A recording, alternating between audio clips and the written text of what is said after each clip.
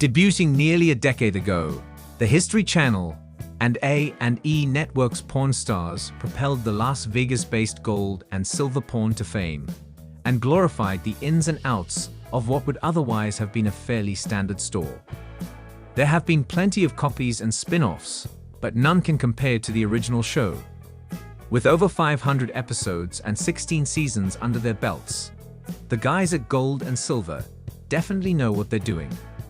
Now dealing mostly in rare and valuable items, Rick Harrison and his associates are frequently tasked with appraising items and deciphering exactly what's real and what isn't. That's never an easy thing to do, and surprisingly, most of that burden relies on the seller.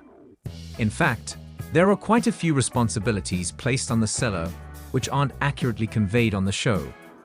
While the network makes it seem like people simply come in, unscheduled off the street to peddle their peculiar wares, that's about as far from the truth as it could possibly be.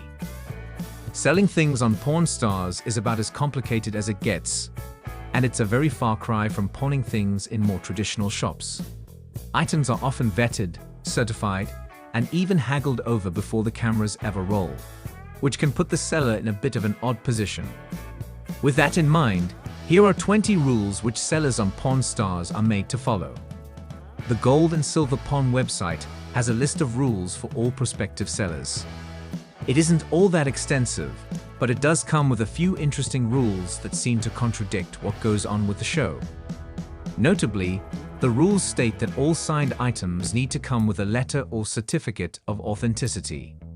This is strange, because the Pawn Stars guys have encountered more than their fair share of fakes over the years. In fact, deliberation regarding a product's authenticity is often half of the show's content. So knowing that it was most likely already deemed to be authentic from the get-go is sort of disappointing. This may come as a surprise given how much artwork the gang has hanging around the pawn shop, but Gold and Silver claims to only take limited edition art pieces. This means that they likely won't deal in reprints or anything other than an artist's genuine work, which is extremely rare to come by. Sure, a reprint of Van Gogh's Starry Night can be found just about anywhere and isn't worth a whole lot, but we can be sure that the original will never see the inside of the Gold-Silver pawn shop. With this rule in place, it would seem that art is pretty much a no-guy, but the guys actually deal with it quite often both on and off the show. This may come as a major shock to most viewers, but the Pawn Stars don't actually deal in antiques. Well, that's not entirely true. They buy and sell small antique knickknacks all the time. But, according to their website, they won't purchase antique furniture. They claim to lack sufficient space for it, which is understandable. Some of that stuff can be pretty large, and there's only so much real estate on the showroom floor. That said, if something particularly priceless came through the door, it's hard to imagine Rick, Corey, or even Chumlee just letting it walk regardless of the rules. Vinyl may have made a small comeback among those who claim to love the authentic sound of a needle scratch, but the gang by and large simply won't buy records. This is likely to prevent the contents of an attic or basement clean-out ending up in their showroom, and it is very true that, while records can hold sentimental value, even the semi-rare ones aren't going to be worth a whole lot.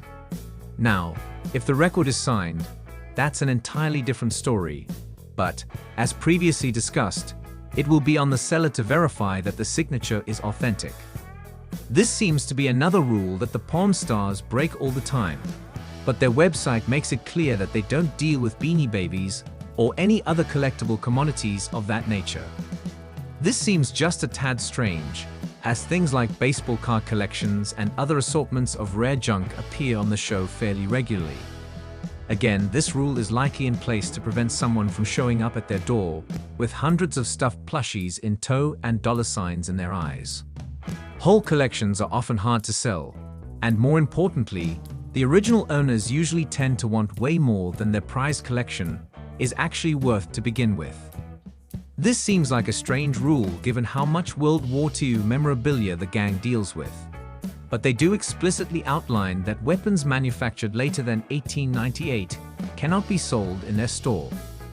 This may seem like an extremely strange and arbitrary circumstance, but Nevada state law actually dictates what counts as an antique piece of military history and a functional, dangerous firearm. Again, it seems very likely that the guys behind the desk have skirted the line and bought some questionable ex-military stuff, but given their strict compliance with the law, it seems that they've never actually purchased anything that they shouldn't have. The Gold and Silver website makes it abundantly clear that they don't permit potential sellers to mail their items for appraisal purposes. In fact, the guys only deal with people face-to-face and almost never make any deals that would require any sort of shipment or travel. This rule is likely in place to ensure that torrents of packages don't arrive at their P.O. box. Interested sellers can get in contact with the folks over at Gold and Silver if they have any serious business inquiries or would prefer to send pictures of their items, but they can't actually mail anything in or do any real business without physical stepping inside of the shop. This sounds like a very strange rule, and one that might weird out or potentially scare off some sellers, but the Gold and Silver pawn shop is actually required by law to take down the descriptions of the seller along with some of their basic information.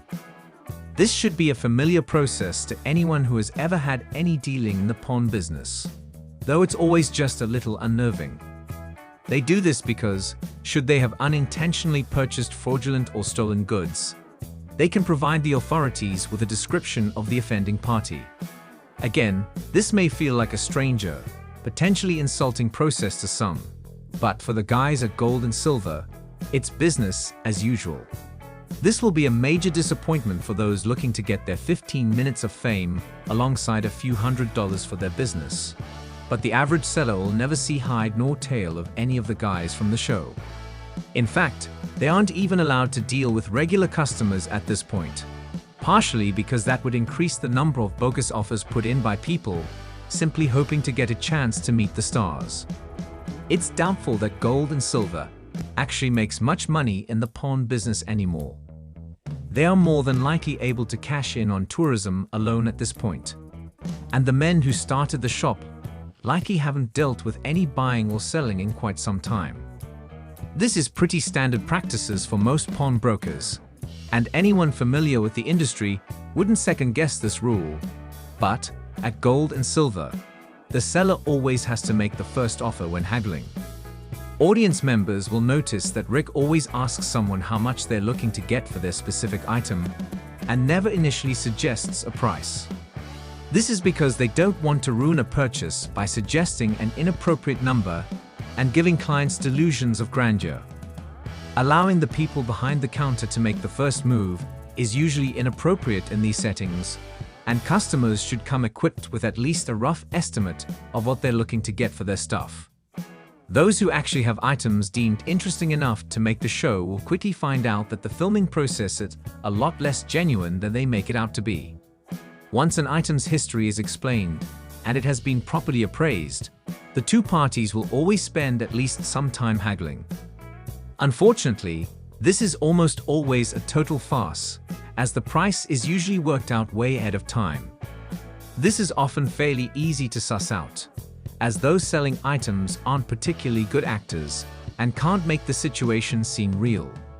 Rick, Corey, and the rest of the Pawn Stars guys have been at it for so long that they ought to be able to come up with a rough estimate for just about every item that comes through their door without spending too much time doing research. That said, the producers often choose to make a big show out of the appraisal process, and Rick almost always has to call in a buddy or three to nail down exactly what he's dealing with.